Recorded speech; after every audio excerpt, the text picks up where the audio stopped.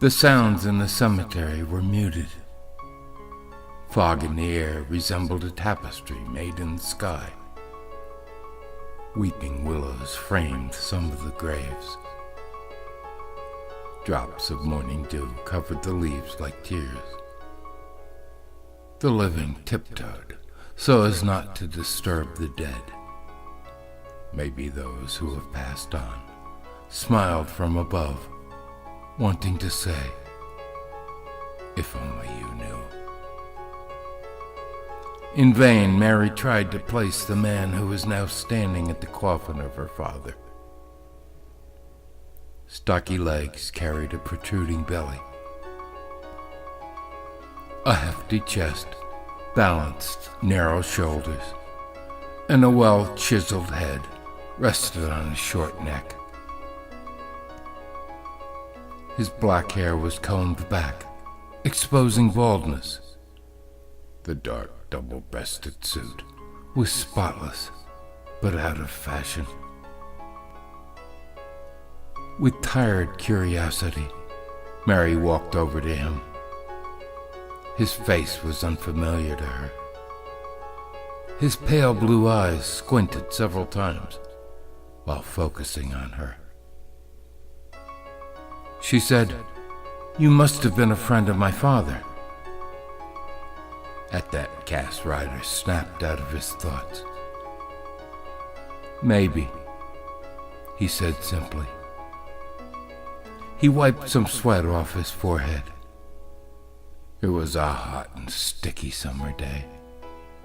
It would have been uncalled for and senseless for Cass to explain to Mary what he was feeling at this moment. He was hardly able to explain it to himself. He did not truly mourn for dead George Hunt. Rather, it was a regret for something left undone. The insight that now it was too late forever. George and Cass had been colleagues at Clinton High School in New York City. Both were teachers. They had never talked to each other except at faculty meetings, and then always about matters pertaining to the curriculum. Talk about personal matters had been taboo at all times. Cass was a loner, and people turned away from him, bored. Only once, when he was an air raid warden during World War II, had he met and become interested in a gal from his hometown, Reading, Pennsylvania.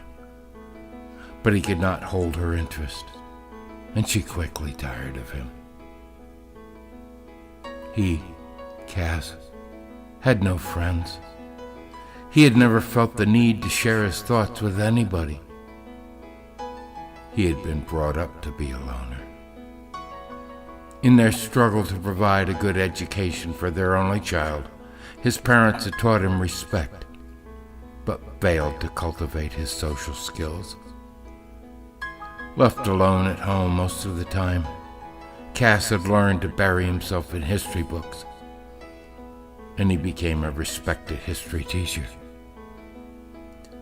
Despite his eloquence and solid knowledge of the subject he was teaching, the execution came across with a mechanical fluency. He did not manage to stimulate his students, and they secretly called him the old grouch. What had he expected from coming here? What had made him leave his bachelor apartment?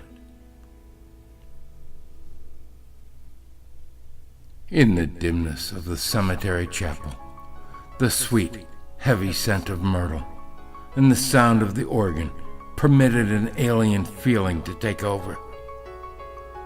He turned to Mary and said, "Your dad and I could have been friends." Sincere regret resonated in his voice. It is true, Mary thought. Quite often, we regret a lost opportunity when it is too late. For the first time since her father had passed away unexpectedly, Mary allowed herself to cry. She thought, This moment will never come again. Cass responded to Mary's show of sorrow and lifted her tear-smeared face up towards him. Shyly, he stroked her hair in a fatherly gesture, surprising himself. "Your dad can see us," he said. "He knows that we miss him and are thinking of him." It was getting later in the afternoon. The rays of the sun had lost their intensity. A peaceful calmness settled over the mourning group and the grave.